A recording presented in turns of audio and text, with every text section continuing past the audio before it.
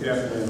I'm Tori Cook from Fraternal Order of Police, the president of Lawrence 35. I want to thank everybody for coming out. I appreciate you coming out and taking time to learn about Question B and affects police officers and their families. I want to introduce to you the state large president of the state of Maryland, Mr. Rodney Barton. Good afternoon.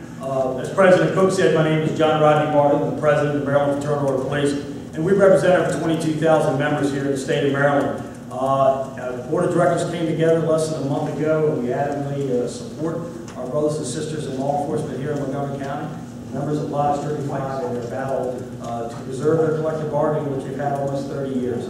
Also, I have the luxury and the honor to speak on behalf of the national president, Chuck Canterbury, who represents over 330,000 members around this country, brothers and sisters in law enforcement who risk their lives every single day for the citizens we serve around this country.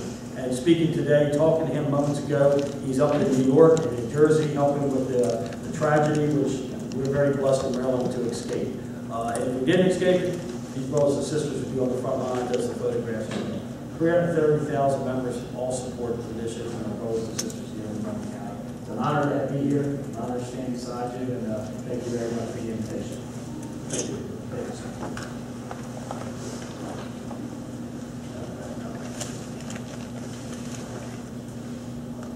On Monday, October 29th, we had a major storm come through Montgomery County. That storm set in place emergency procedures in Montgomery County. All essential personnel were activated, and those were police and fire. We did so without question. We donned uniforms and hit the road to protect the public, as we do often. We did that with the Discovery incident. We did that with the storm in July, this past July. We continue to serve the public without problem, without thought. We go into action. The men and women of Montgomery County, Lodge 35, the police officers of Montgomery County left their homes, left their families to protect the public, while the public's families were at home. We understand that, and we are pleased to do it. That is why we do this job. As you can imagine, there was no problem, there was no need to contact the union to ask if police officers could go protect the public. There was no bargaining that went on. A 30-year-old law, still in place, still works. I want to ask you why. Why would the council, the executive, and the police chief want to remove a law that still works and has no problem? And police officers still go out and serve the public. They still do their job. That is why we have persistently asked the public to vote against Question B to support police officers and their families. I want to introduce to you the immediate past president, Mark Zivkak.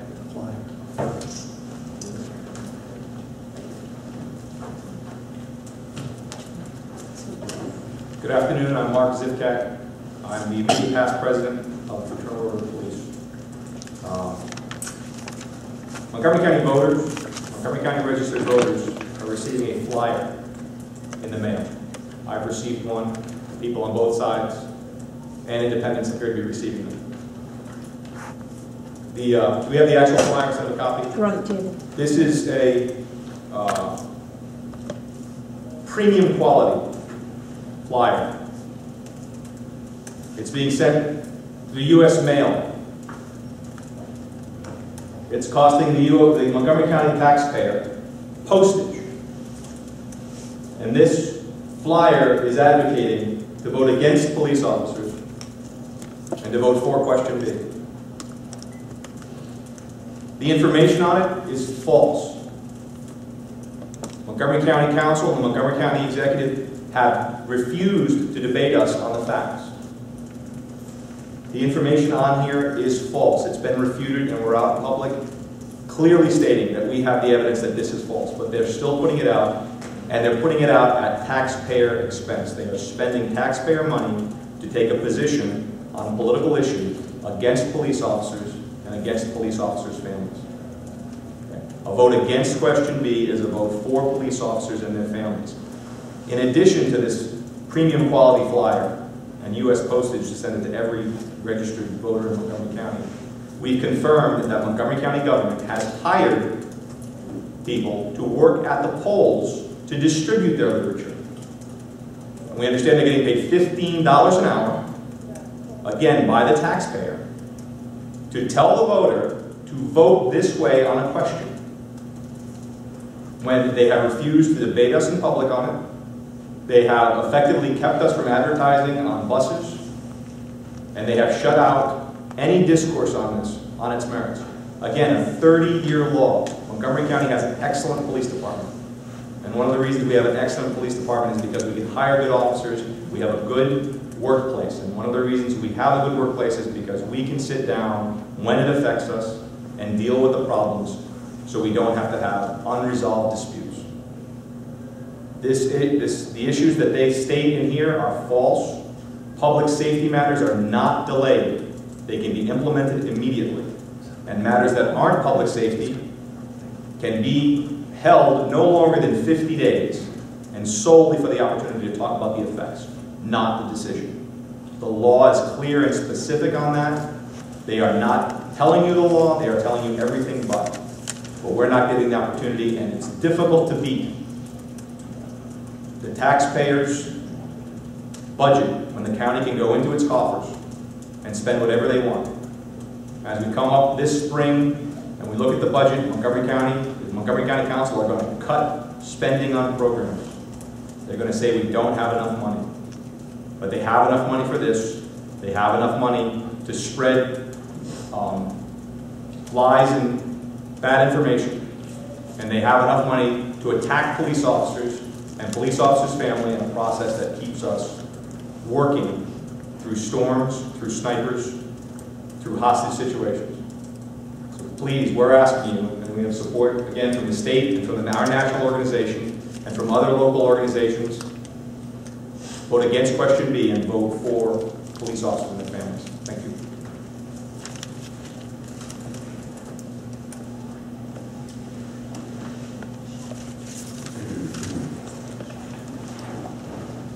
As immediate past President Mark Ziptak said, we have support from our other local unions within Montgomery County. We have Mrs. Sedaria Jackson from McGeo, who's here to show their support, and they're 100% behind Montgomery County Lodge 35. We have the local from the International Association of Firefighters, Mark, what's your name? Davies. I just got it. Mark Davies. And they are 100% behind us. The President, John Sparks, has spoken out against question B, and so has the President of McGeo, Gino Wren. So we want to thank them for being here also. I want to take the time to introduce Lanny Davis, who has been working with with FOP Lodge 35 in this effort to defeat this bill, which our county council and county executive have put in place, or attempted to put in place. We went to the voter, and we asked the voter to help us to put it on the ballot. The voter did. So those tax dollars that are being spent are not only against the police department or the Lodge 35, but they're also being spent against the voters that signed and said, let's put this on the ballot.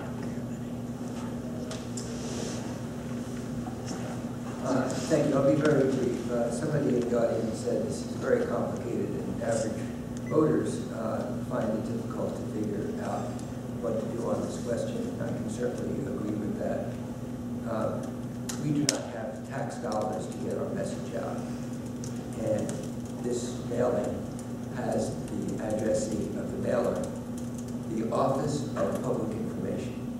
Your tax dollars that led to cuts in social services and education and pensions and benefits for our police officers have been spent several $100,000 so far, tax dollars, in a political campaign. There's something wrong with that. In fact, we think there's something legally wrong with that. So today, we are sending a letter to the federal prosecutor of Maryland, the U.S. attorney in Baltimore, asking the federal prosecutor to look into the question whether federal dollars might be merged with local Montgomery County dollars. And if so, if those federal dollars went into paying for this mailing, then we would ask the U.S. attorney to tell us whether that's legal or illegal. We suspect it's illegal. We're also asking today the Maryland state prosecutor, who earlier found it to be a crime to spend public dollars on a ballot question, pro or con, without setting up a separate committee and raising private money, but to spend public funds. The state prosecutor found in a letter written to the county executive, a copy of which I have, it is illegal and criminal to spend public funds on a ballot question position, pro or con, without setting up a separate ballot question committee and only using private donations. He decided not to continue that criminal investigation because he was informed that the county relied upon the advice of its county attorney, who is an employee of the very same people who repealed this 30-year statute that protects collective bargaining for police. But when we viewed the memorandum that the county government relied on, we discovered that there was no mention of the issue that we had addressed, which is the expenditure of public funds on a ballot question position. In fact, if you read the memo, which has been miscited by the county government, it has nothing to do with money or expenditures on a ballot question. It's only about, as the memo title shows, we've given out a copy of this memo to you, quote, government speech, not about spending money. In fact, the word money and expenditures appears nowhere in the very memo the county government says it relied on to defend spending public money. So we're asking the state prosecutor to reevaluate his decision to stop his criminal investigation. Finally, I just want to remind everyone how simple a question this is. We don't have public dollars to explain it. We had to use union-raised funds and not much available, but we did our best. Here's how simple it is. If something has worked for 30 years, and a police chief comes in from another jurisdiction where there is a right-to-work law that allows people to deprive collective bargaining rights for private as well as public employees. So this particular police chief has no experience with the process of talking in labor negotiations. And if something has worked for 30 years and he says, I want to overturn the law, and Chief Manger is the one who proposed this change after 30 years, you would think the county government would give the voters an answer to the question, why? Simple. Why overturn something that has existed for 30 years?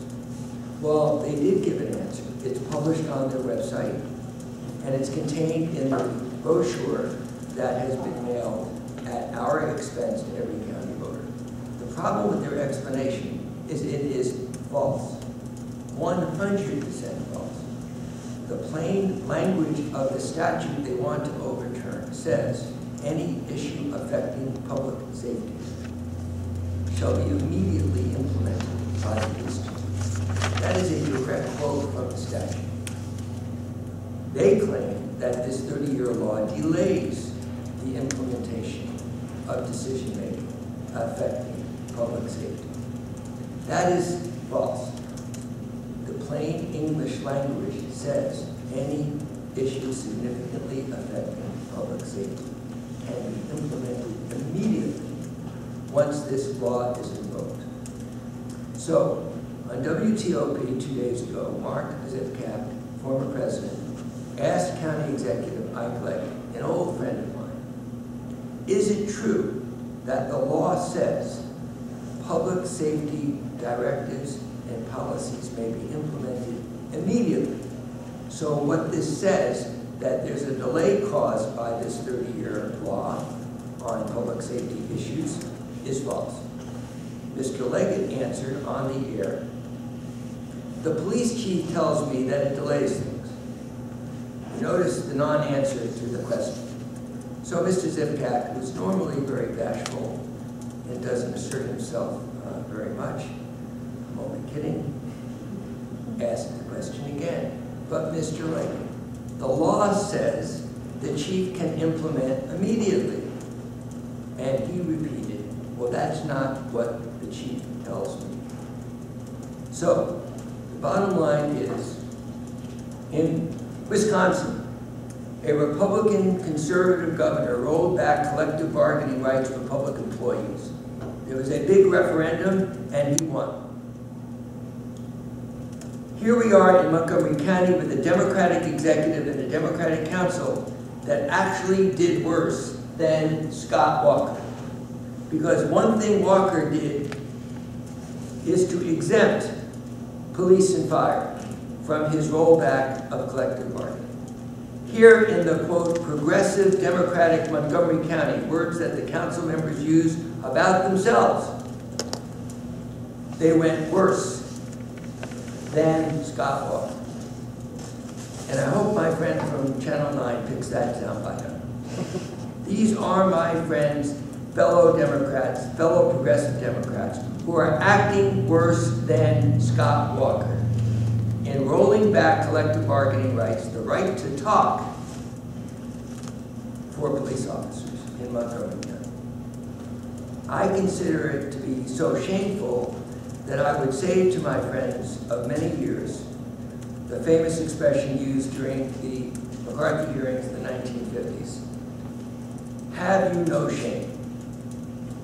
Have you no shame to use taxpayer dollars to spread falsehoods, to overturn a 30-year law that has allowed our police officers the dignity of the right to talk, and while we sleep at night, they're out answering our 911 calls, and when there's a hurricane, they're out on our street corners."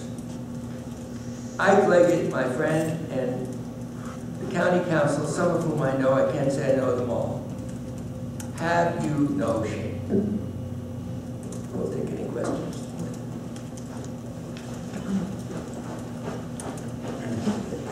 Yes. Oh, excuse me, before the question, we have a quick video from police officers named Matt Frasco, did it himself. He's sitting over there, and we would like you all to take a look at it. And you can have a copy of this if you want to for our television friends who may be interested in it. Go ahead, Matt.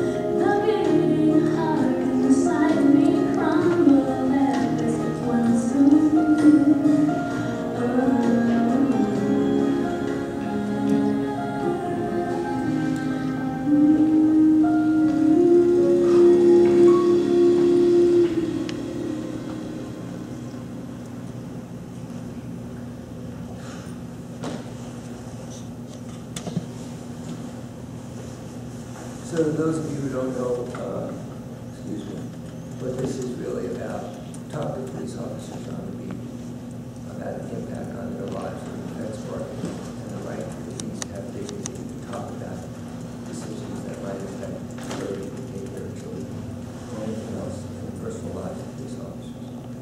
It's as simple as that. Okay, any questions? I can answer. Yes? Can I just ask you a clarification question on the expenditures? If federal money was not used, if it was county taxpayer money, in your opinion, is that legal or illegal?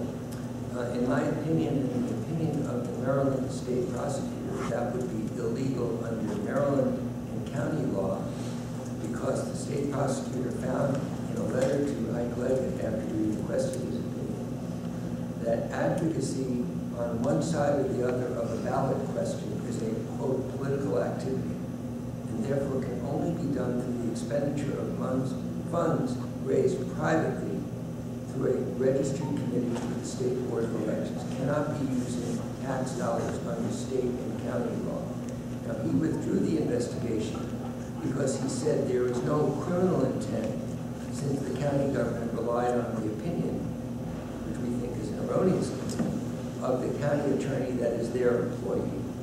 We've gone back to him to say, please reconsider your decision, because that memo they relied on never mentioned public funds, money, or anything to do with the issue of expenditures. But to directly answer your question, we believe, and we believe the state prosecutor believes, it is illegal and criminal for this mailing to have gone out using tax dollars under local and state law. But we're asking the federal prosecutor to inquire if there's any mixture of federal funds with county funds, rather than a segregated federal account where the money cannot be touched for these purposes. If he finds that there is a merger of those monies, then we are asking whether either a crime has been committed or whether there's been a violation of the conditions leading to federal funding of specific projects.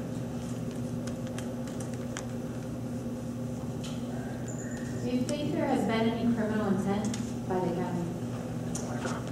I can't read into people's minds. I consider Ike Leggett an honest man, but I think he's wrong and relied on a memo from his county attorney that had nothing to do with the question. I think that equity and fairness, he would agree with me if he were being honest. It's not fair to use public money in a political campaign because it gives the government an advantage over the citizen. But on a matter of intent, I have to leave it to Mr. Leggett. I consider him an honest man. The county council president knows what the plain English language says, that the public safety exception allows the chief to immediately implement all decisions affecting significant public safety. I challenged Roger Berliner to debate as to whether I was right or wrong in the reading of that plain English language. He refused to debate me. I have to infer that he knows that he's misrepresenting the truth when he sends out this flyer, which repeats the falsehood that people's safety are impacted by this legislation.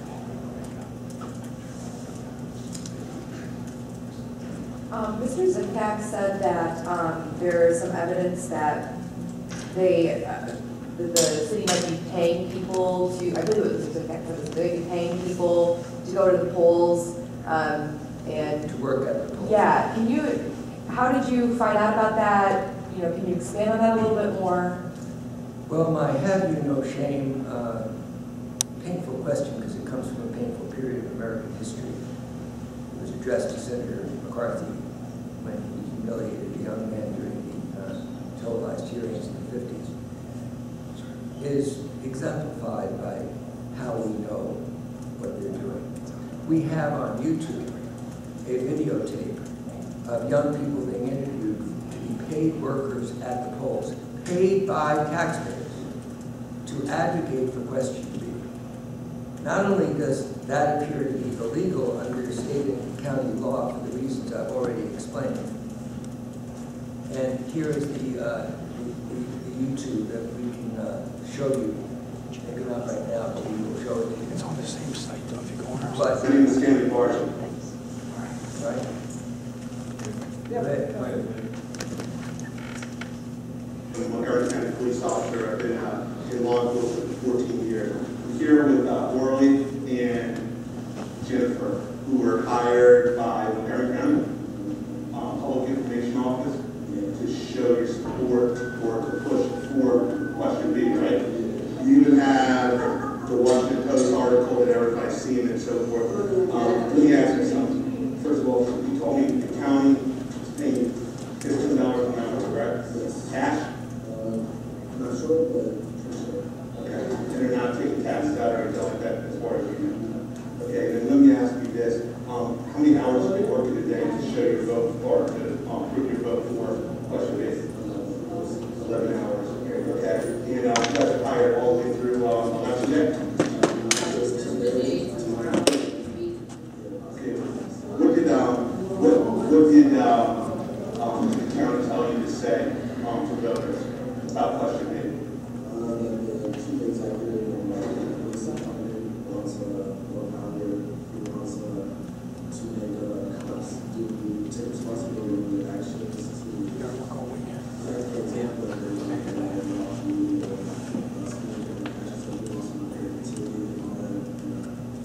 they're saying that the union isn't doing what it's supposed to. So basically what you're telling me is that, Montgomery County Clerk hired you $15 an hour cash on the taxpayer dollars to tell you that the police chief has no control over the police department. Okay, and let me ask you something. Do you guys, even though you guys are pushing citizens forward, do you guys agree with this bill or are you guys against it? You're against it? All right, I'm going to support the police officer. Thanks a lot for chatting with me. This is Stanley Marshall from Montgomery County Police Officer. Money not well spent, but it's our money they're not spending well. So when I say have you no shame, can you imagine feeding lies to young people and paying them those comments from, at least repeated by those young people, what they believe they heard, are lies. They're knowing untruths. That's a lie. I don't use the L word very often. I avoid it. But there's nothing other way to say it, is they're paying people with our money to tell lies about voting in favor of question B, which is to repeal the law. And I also would like to remind everyone, and the reporters here who aren't familiar with this, there are 350 precincts or more in Montgomery County. Every precinct has a precinct official, a Democratic Party and a Republican Party precinct official, who are volunteers. They are there at the polling places, handing out literature from the county government, asking voters to vote for question B. In other words, to repeal this law. They are there. In addition, now we know they're spending tax dollars to hire additional people.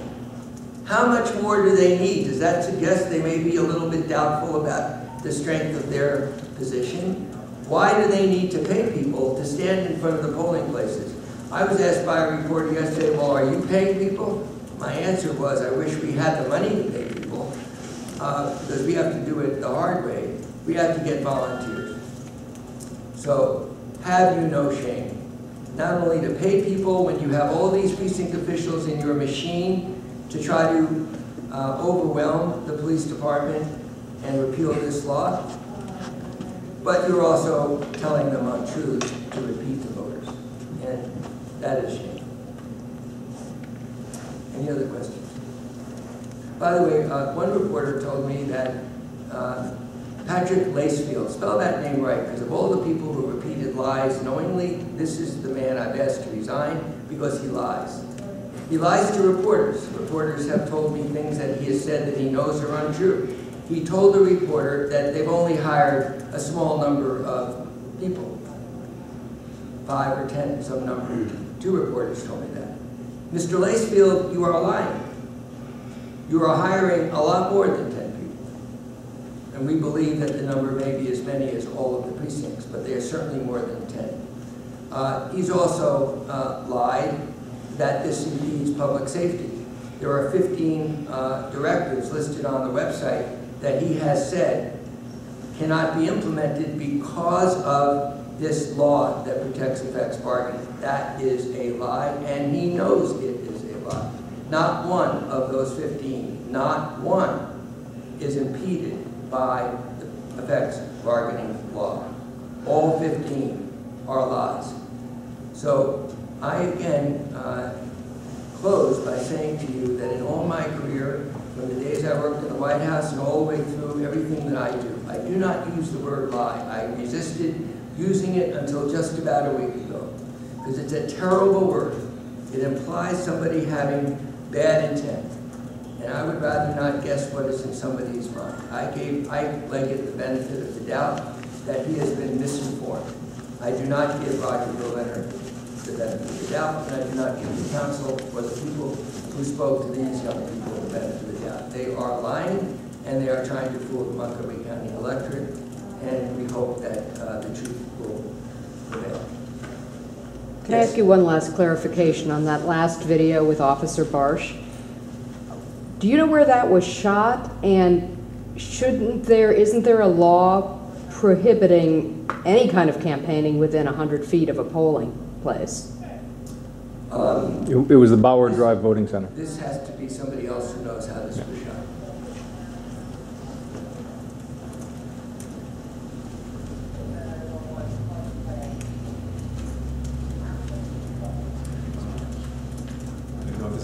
That was at the Bauer Drive Early Voting Center.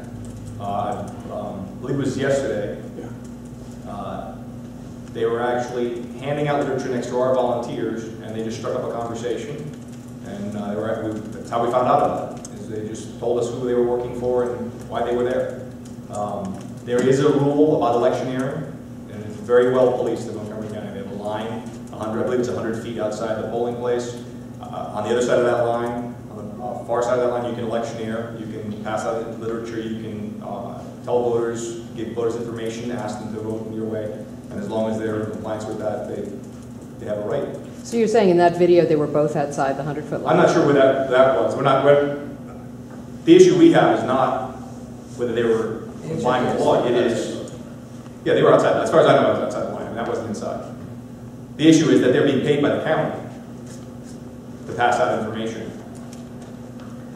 But to answer your question, that interview took place outside of the line, and everybody abides by that line. We all know the 100-foot rule, and it's a big yellow line.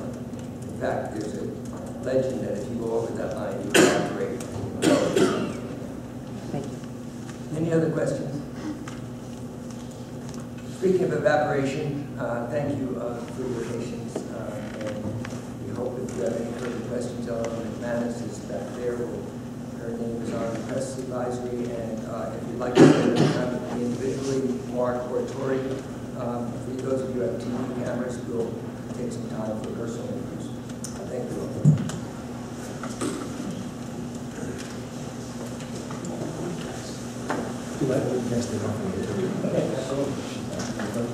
Mike?